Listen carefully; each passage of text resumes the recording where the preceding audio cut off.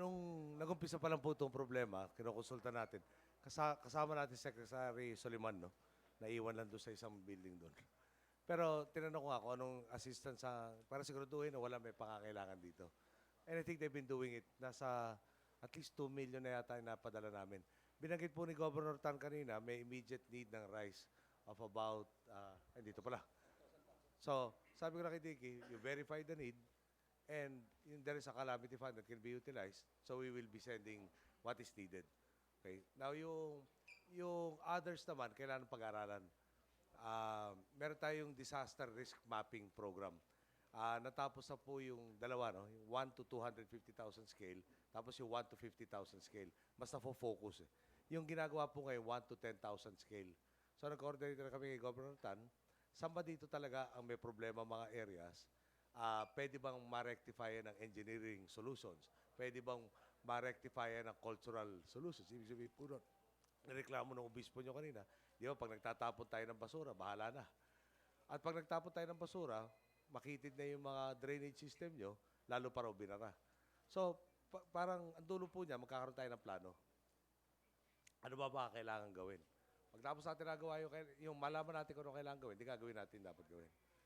So, and I'll also try and ask FWSS if they can talk to either in Manila Water or Maynilad, who have, and others no, that have facilities for purifying water to render assistance at this time. Hindi ko lang mapapangako dahil private companies po yan. Hindi natin pwede utusan, oy, kunin nyo, dalhin nyo doon. Kailangan pakiusapan po natin, baka kailangan natin bayaran ng magkano man. Pero kanina parang, nung nagdi-distribute kami ng bottled water, medyo sabi napaka-impractical naman yata nitong kukunin mo sa Maynila, tapos dadali mo dito. No? Purification tablets, parating na rin ho yata, galing sa DSWD.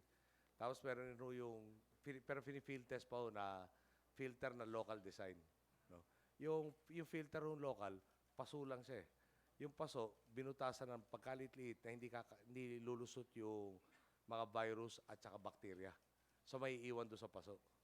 Nilalabas, mahusay na, yung okay na tubig na. Pero, nasa field testing pa ngayon yun eh. So, yung purification, yung machine plus yung tablets na tatrabawin natin pagbalik. Thank you po. Second question po kay JB Francisco ng GMA7. Sir, do we have a specific time frame for this, knowing that yung panahon natin, sir, ngayon umuulan na naman po? Well, tuloy-tuloy po yun, no? Yung assistance has already been delivered.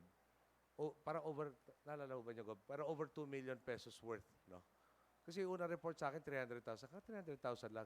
Nung pala, on top of, that was the last shipment, on top of what had been brought. Ngayon, over 2 million na raw eh. From just the DSWD. No? Yung sa studies, titignan natin kung ano status. Dapat tapos na yung, well, tinatapos nila yung 110,000 scale na risk mapping.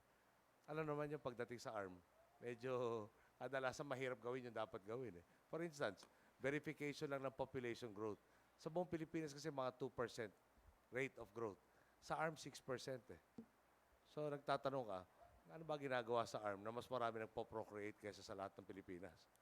Ngayon, pinagpagawa na rin ako ongoing to, audit, ARM. Ang pinapasok sa ARM kasi nung ako'y nasa legislatura, mga 12 billion pesos a year. Gusto ko lang malaman saan napunta yung 12 billion. Ngayon, merong tayong pinapagawa nga natin yung audit at may nahanap na sila about 1 billion na may mga question so far. No? So, dulo lang po niya, kung hindi natin ayusin yung sistema, maski no resources pa dadala natin dito, hindi naman pupunta sa tamang dapat kalagyan, wala rin ng silbi. So, kailangan ng konting pag-aaral, pero unti-untiin natin yung mga kailangan. Kasama na rin po yung mga nag-respond, no? Ating kapulisan, ating kasunduluhan. Marami rin silang pakakailangan na, for instance, sa aling unit, yung Marine Brigade dito, tatlong rubber boat yatang meron sila.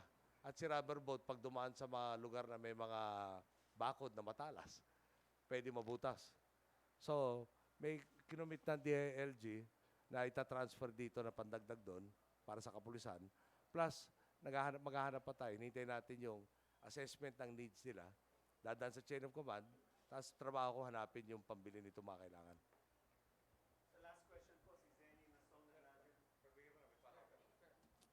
This is sir for Sulu alone. How about other places sir na in Mindanao na affected din po dito sa weather natin? I just wanted to answer you specifically. But we have the Office of Civil Defense. The Office of Civil Defense will be giving us an assessment. Then we will rectify. Ngayon, yung, para alam lang natin, baka sabihin naman na iba natin kababayan dito sa Sulu, napabayaan sila. No? Yung Pilipinas ho kasi, 80 probinsya.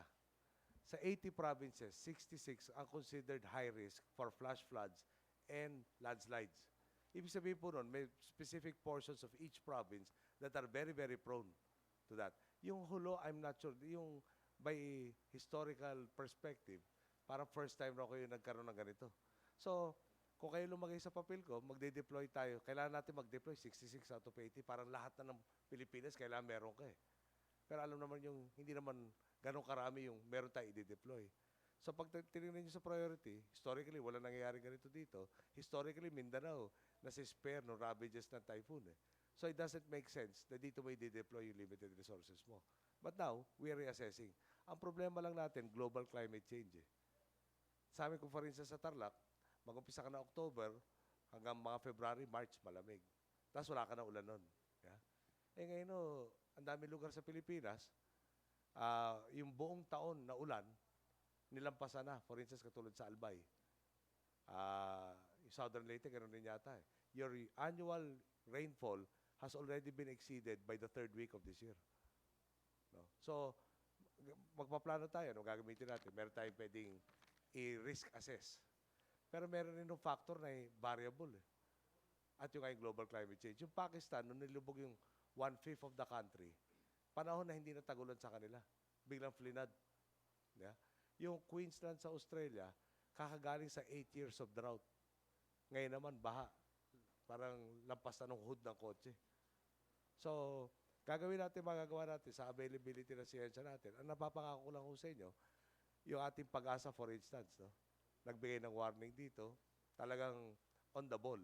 Pag sinabi sa inyo, may parating masama yung lagay ng dagat, totoo yun. Pag sinabi nga araw, totoo yun. So, nailalagay, for instance, sa DSWD, yung kailangan dahil dito papunta. Or may naka-preposition na kung parati silang pinupuntahan. No? So, again, yung lahat ng magagawa ng gobyerno po nyo, at dahil nga mas maayos natin palakarin itong gobyerno to, may kakayahan tayo na matugunan. Siguro tingnan na lang po nyo yung casualty figures. No? Talagang dati 1,000, ngayon padalawa. At yung dalawa ho, well, before that siguro, kailangan ko rin purihin yung ating mga first responders. No?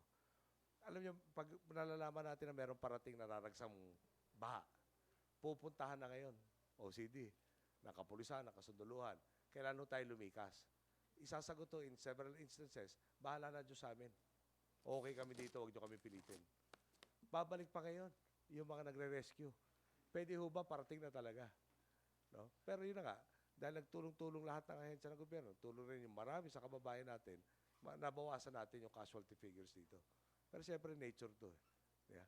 May limitation tayo. Maski magdasal tayo sabay-sabay na, pwede ba walang dadaan na 23 na bagyo sa atin? Talagang may time mo, dadaanan tayo. Okay. May last question kay Zenny Masong ng Radyo ng Bayan. Thank you very much, sir. Assalamualaikum, Your Excellency. Ipaabot ko lang yung feedback ng mga tao dahil sa baha na kung saan ay walang pinili. So, in behalf of the government employees, gustong ipaabot kung paano mo matutulungan, maka-avail ng calamity fund, calamity loan mula sa GSIS at pag-ibig loan mula sa pag-ibig na madali ang proseso dahil hirap na hirap sila ngayon po. Alay kong masalap. No? Yung tinawagan ko po si Bernie Vergara, head po ng GSIS. Ang isa ho sa binanggit sa akin, may issue raw ho yata doon sa remittances ng ARM sa GSIS.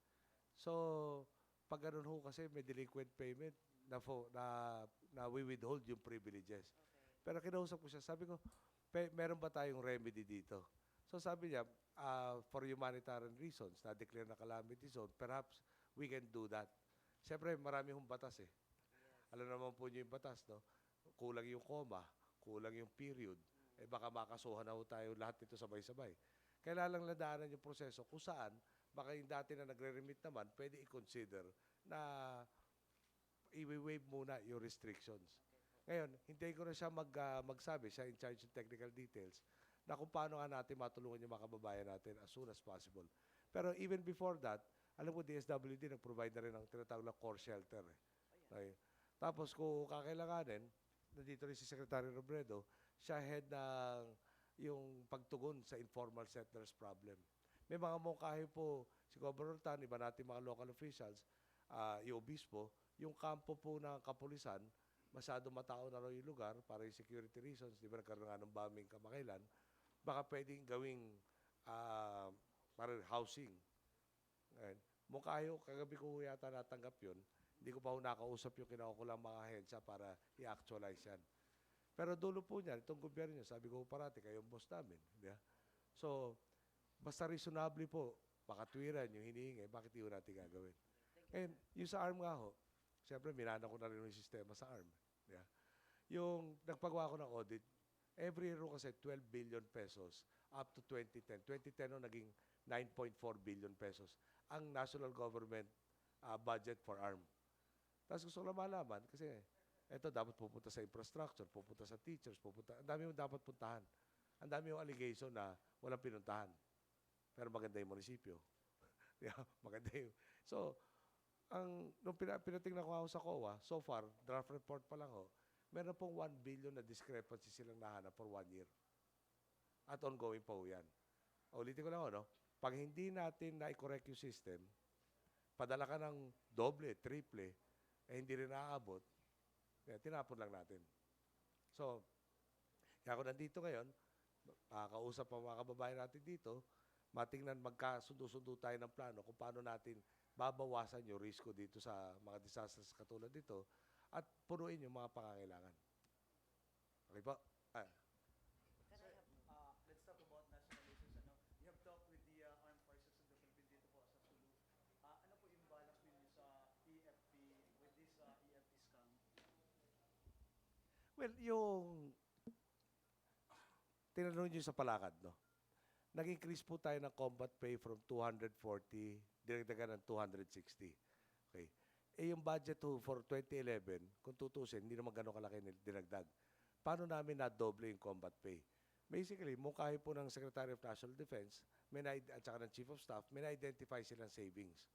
Yung savings ngayon, maski wala sa JA, wala sa JA meaning walang provision para mag-increase ng combat pay, may savings magagamit na doble yung combat pay.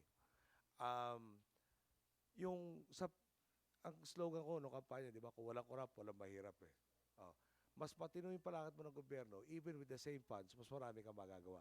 DPWH, nung dinata namin, parang 2 weeks bago kami umupo, maglalabas sila ng mga kontrata. Mga close to 1 billion 940 million yata, negotiated. Ibig sabihin walang bidding.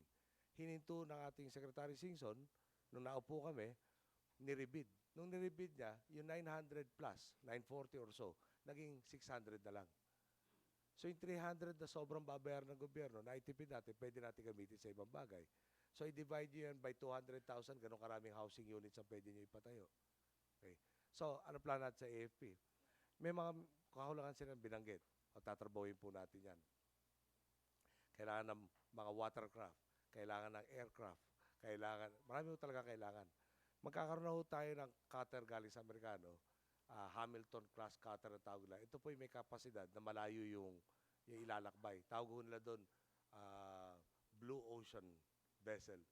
Yung pwede na tumawid ng dagat. Hindi yung karamihan kasi ng craft natin, coastal or littoral. Kailangan malapit-lapit sa babayan. Magkakaroon ng long-range helicopters, lalo sa Malampaya naman portion. Yung sa Malampaya, kasi pag tinignan niyo yung Palawan gano'n, dinivide yung 5 sectors.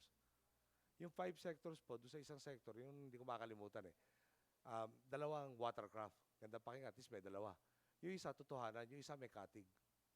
Yung may katig, Philippine Navy. Sabi ko, may katig, panahon ni Raha Soliman siguro, may katig. Ngayon, may katig yung iba. So, dadagdagan, proceeds from Malampaya, several, hindi ko maalala, alam ba ilan watercraft? Ilan? Ang dagdag. Plus, at least 2 long-range choppers. ang idadagdag doon sa Malampaya is 6 watercraft at hindi 6 decating watercraft. Ito totohanan na patrol craft at 2 long-range chopper. Yung may capacity umabot sa Spratly. Ngayon, yung baka naman sobra na sa kanila, ililipat natin dito. Well, bahala sila.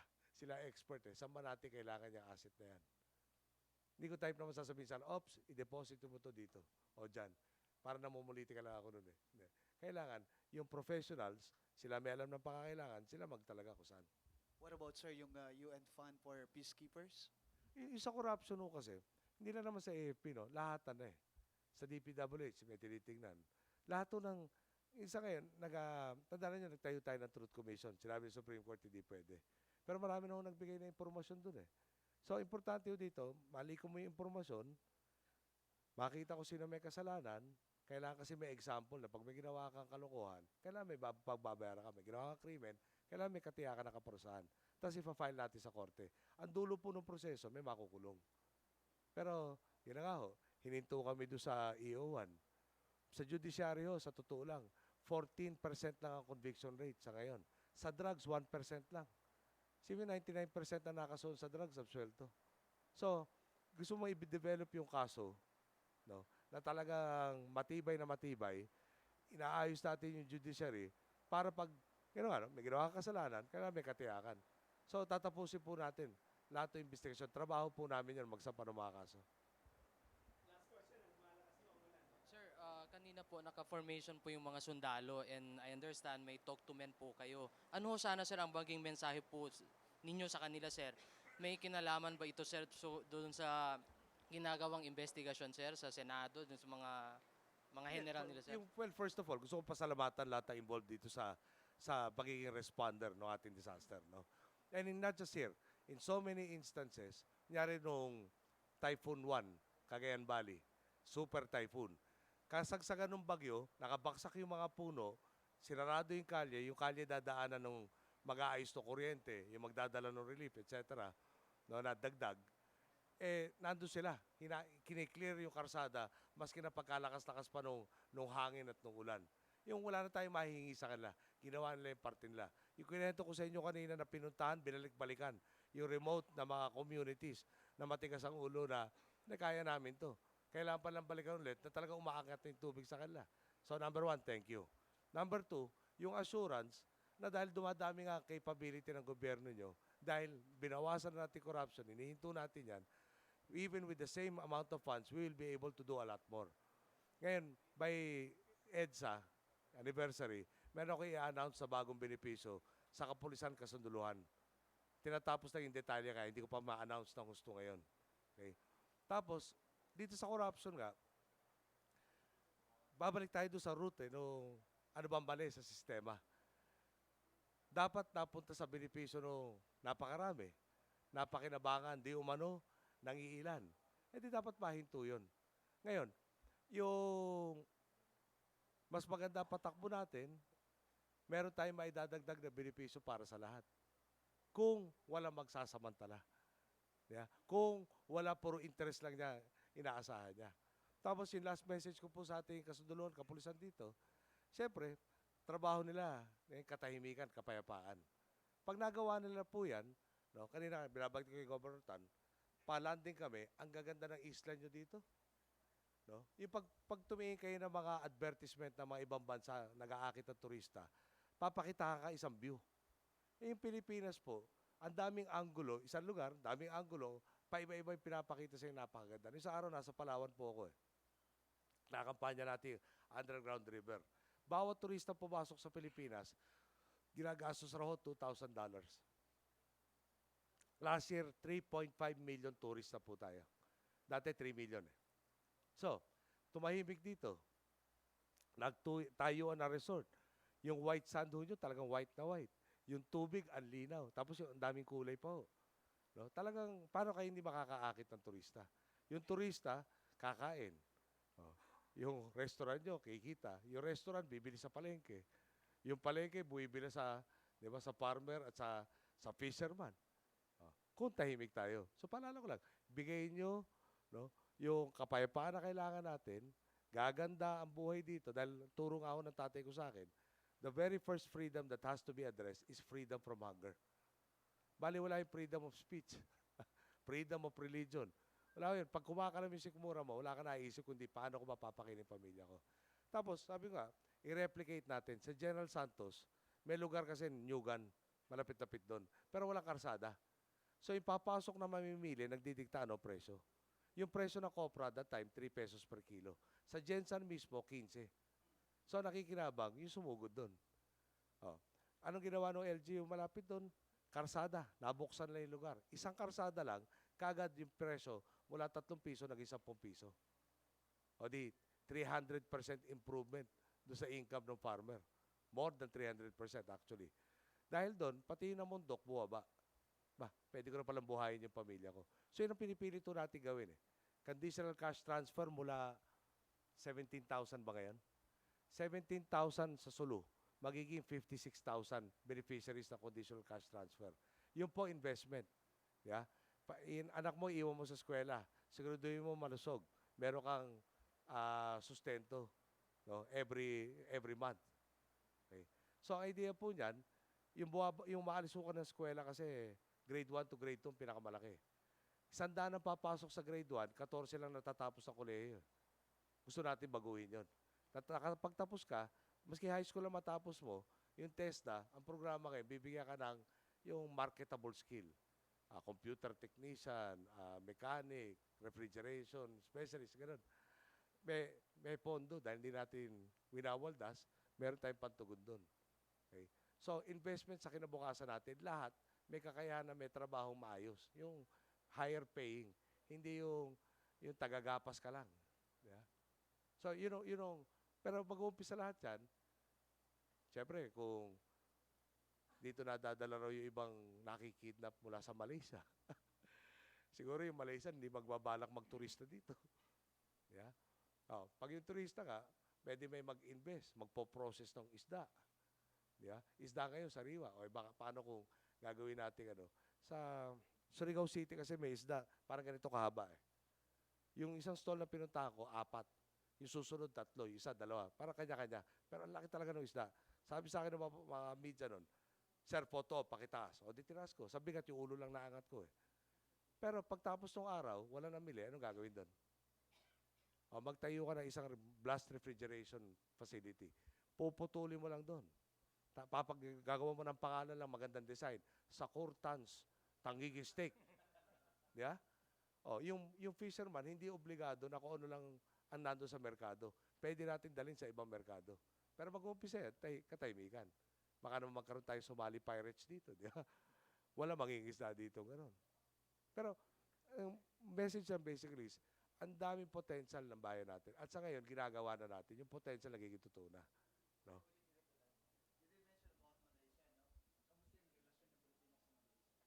Maayos po. Kaya talaga tumutulong sila sa atin doon sa usapang kapayapaan, lalo sa panig na MILF.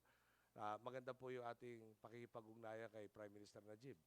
No, sana ho, matapos natin in the soonest possible time yung final peace dialogue dyan. Nag-umpisa na po. Sana bago mag-umpisa yung eleksyon naman sa Malaysia dahil baka makalimutan tayo. Pero yung problema po natin dito nakakanak na sa kanila eh. Alam po nyo yan. So talagang nakipag-ugnayan tayo mas mabuti sa kanila dahil marami tayong tinatawag na common problems. Okay ba? Last na talaga. Ma'am, sige ma'am. Okay, you mentioned about yung relation ng ARM at saka national government na pinapa-imbisiga. We have learned, sir, may calamity ang Sulu, but then our DSWD, hanggang ngayon walang sweldo, walang MOE, na kung saan kailangan ng DSWD natin ng sustenance sa operation nila po. What can you do about this? Alam po nyo, under the ARM Act, the law, I have to pass everything to the governor to a large degree, di ba? Except for defense and meron pa isa, finance, foreign affairs. So, palagi ko naman magkakausap kami na maayos ni Governor Rajong. At kung di ko siya maayos kausap, nandiyan po si Secretary Robredo kakausap sa kanya. No? Pero so far, wala naman akong reklamo sa kanya. No? Let us review all of this. First time ko narinig yung walang budget, walang MOE, walang et cetera, et cetera. yung kanina ko kasi si Brother Armin ang kausap ko. Sa DepEd naman po, yung tsaka yung kanya counterpart dito, mukhang maayos naman raw po usapan nila. Pero hindi pwedeng sa personalities. Ano? Dapat talaga institutionalized, systemic na dapat parating natin yung resources kung saan kailangan. Okay. Thank you po.